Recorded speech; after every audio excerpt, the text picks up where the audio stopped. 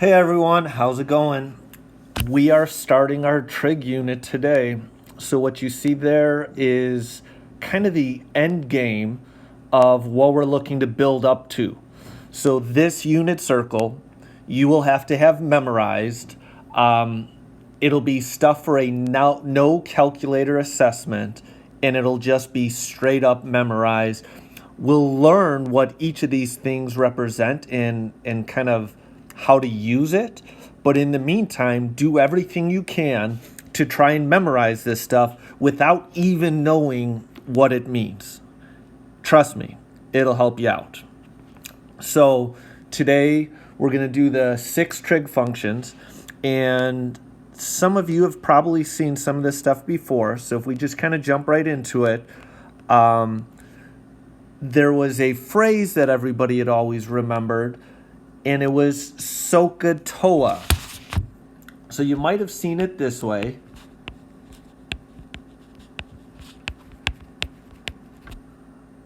Or I've heard of some people seeing it this way.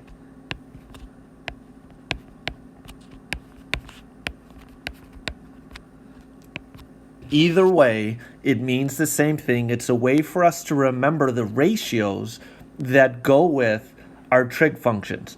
So the SOHCAHTOA is for sine, meaning it's opposite over hypotenuse. And then the cosine is adjacent over hypotenuse. And then tangent is the opposite over adjacent. So you have to have that down, SOHCAHTOA. We look at each of those. Again, sine is opposite over hypotenuse. Cosine is adjacent over hypotenuse. And tangent is opposite over adjacent, SOHCAHTOA. Then there are some secondary trig functions, the cosecant, the secant, and the cotangent. And you just have to know which ones pair up with the original 3. So sine and cosecant match up, they're just the opposite. So this reverse, opposite over hypotenuse, is now hypotenuse over opposite. Our cosine matches up with the secant. And since our cosine is adjacent over hypotenuse, the reverse of that would be our secant, hypotenuse over adjacent. Our tangent and cotangent match up, and since our tangent is opposite over adjacent, the reverse of that, adjacent over opposite, would be our cotangent. And that's all based on a right triangle. Everything that deals with trigonometry is the relationship between right triangle sides and angles. So it's all relative to the angle that they're talking about. So that's theta, the angle. So we're looking at what's opposite of it, what's adjacent to it, what's the hypotenuse to it. So based on the angle being right here, this is directly opposite of it. This side is what's adjacent to it, and then this is the hypotenuse, because that's always directly across from the right angle, the 90 degrees. So in order to solve some of these, we have to know all 3 of the sides. So if we think back, we would have to do Pythagorean theorem. So that's the whole a squared plus b squared equals c squared. And we only have to remember that the c squared is always the biggest side, the one opposite 90. So right there.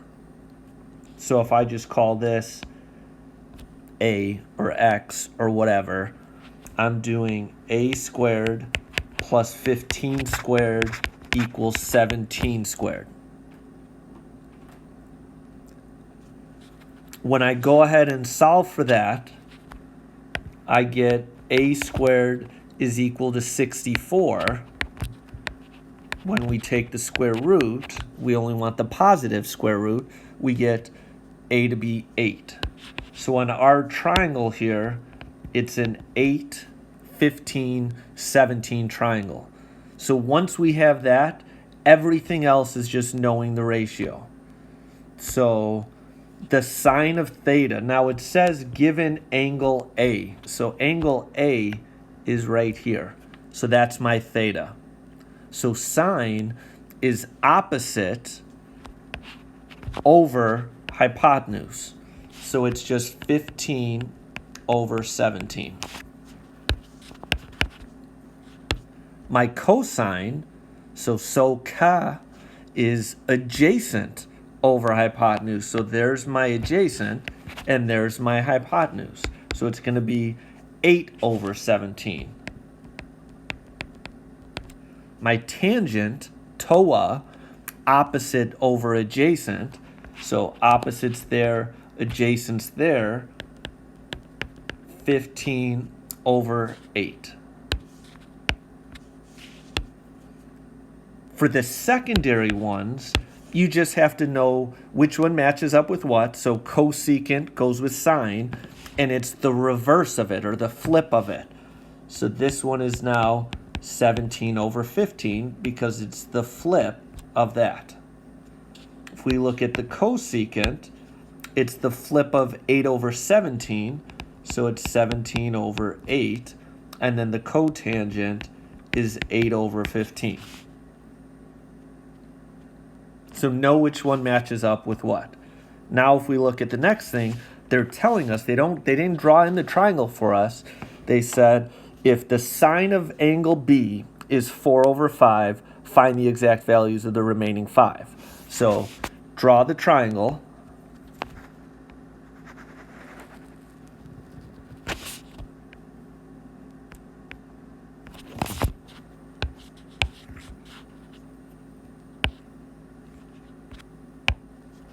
And if we go ahead and make this our angle B, only because that's the B we want to find, make that theta. It doesn't really matter otherwise though. And let's go ahead and say A, B, C. Any variables, doesn't really matter. Sine of B is 4 over 5. So sine is opposite over hypotenuse. So opposite of here would be the 4, and the hypotenuse would be the 5. Now in order to find this missing side, you would have to do the a squared plus b squared equals c squared. And just saving some time, you end up getting this to be 3. It's a 3, 4, 5 Pythagorean triple. So you get 3. So now looking at each of these, we already knew sine of theta was opposite over hypotenuse. That was the 4 over 5 that they gave us. Cosine is adjacent over hypotenuse. So adjacent is 3, hypotenuse is 5, so we're getting 3 over 5. Tangent is opposite over adjacent, so 4 over 5. Actually 4 over 3, opposite over adjacent. And then all the secondary ones are the flip of that. So the cosecant would be 5 over 4. The secant would be 5 over 3. And the cotangent would be 3 over 4. So SOHCAHTOA. Knowing those 3, you can always find the rest of them from there. Then we go into some calculator stuff. So first, on your calculator, make sure you're in degree mode. So right here, hit mode, and you want it to be in degree. So highlight that and make sure that that's showing. Once it's set, you should be good to go.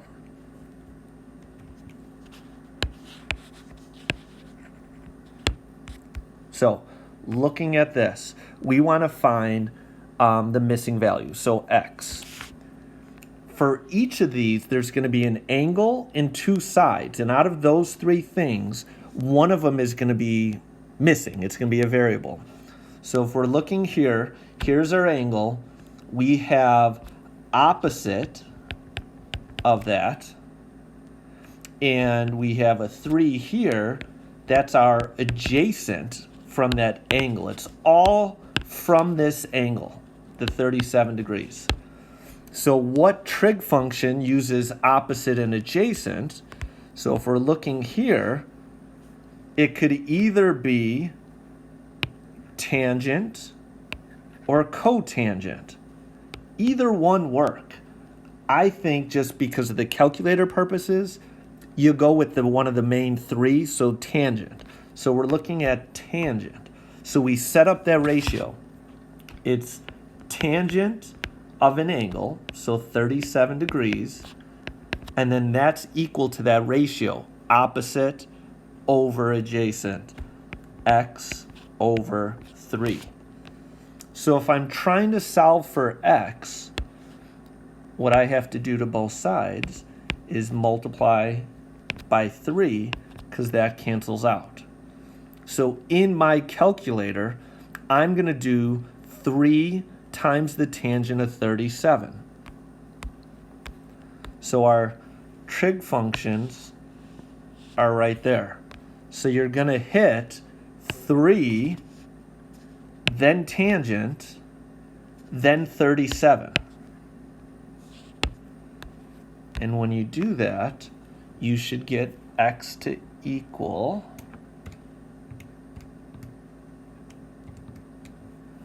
2.2606, and it said round side lengths to the nearest hundredth and angles to the nearest degree. So 2.26 is a side, so we're going x equals 2.26. If we look at the next one, it's all from the angle 24 degrees. So I have 4, which is my opposite. And then the x over here, that's opposite of our 90 degrees, so that's the hypotenuse. So what trig function uses opposite and hypotenuse? So out of the main ones, that's going to be our sine. So we are using sine of 24 degrees is equal to opposite over hypotenuse, 4 over x. Now, a little trick, in order to solve this and find x, we would have to do 2 steps in order to get x by itself. But here's the trick. These two just switch spots. The sine of 24 and the x.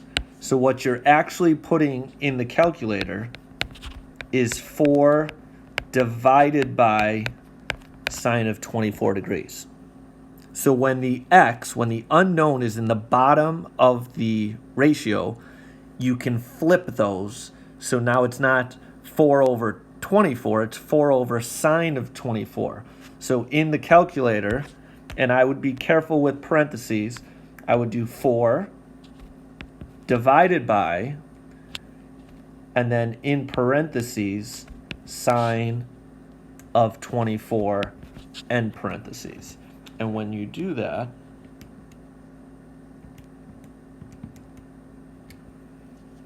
you're getting 9.834, and it said lengths of the sides were rounding to the nearest hundredth. So x is going to equal 9.83. Looking at the next one, we're trying to find the angle. So what do we have? We have opposite of it is the 12.5, and then it's not the adjacent because it's the one opposite of the 90 degrees, so it's the hypotenuse. So what uses opposite and hypotenuse? And we look at the main ones, it's the sine. So the ratio is sine of x degrees is equal to opposite, which is 12.5, over hypotenuse, 15. In order to find the angle, the x degrees, you have to take the inverse sine. So what that looks like is sine to the negative 1, and then we have our ratio of 12.5 over 15. So in the calculator, we're doing inverse sine of 12.5 divided by 15. So on the calculator, inverse sine, you can see, is right there. So in order to get that, you hit second sine. So second sine, and then 12.5 divided by 15. And we're getting 56.44. And it said round to the nearest degree. So 56.44 just stays as 56 degrees. Then the last one, so we're finding the angle, and we don't have the opposite side, we have the adjacent side, and then we have the hypotenuse. So what trig function uses hypotenuse and adjacent? And that's cosine. So cosine of x degrees is equal to 16 over 20. When we're trying to find the angle, you take the inverse. So x is equal to the inverse of 16 over 20. So in the calculator, second cosine of 16 divided by 20. And when we do that,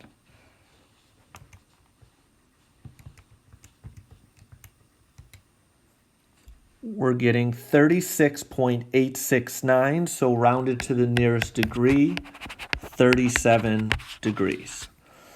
So hope that helps. There's homework posted. It's a small one. That's going to be submitted. But then I also posted practice. So there's a bunch more problems. It actually used to be homework problems in the past. And then I'm posting the answer key to go with it. So you could do that for practice. That will not be submitted, but there'll be one assignment that will be submitted, and it's the trig functions homework. Have a good day. Message me with any issues you're having, and I'll see you soon.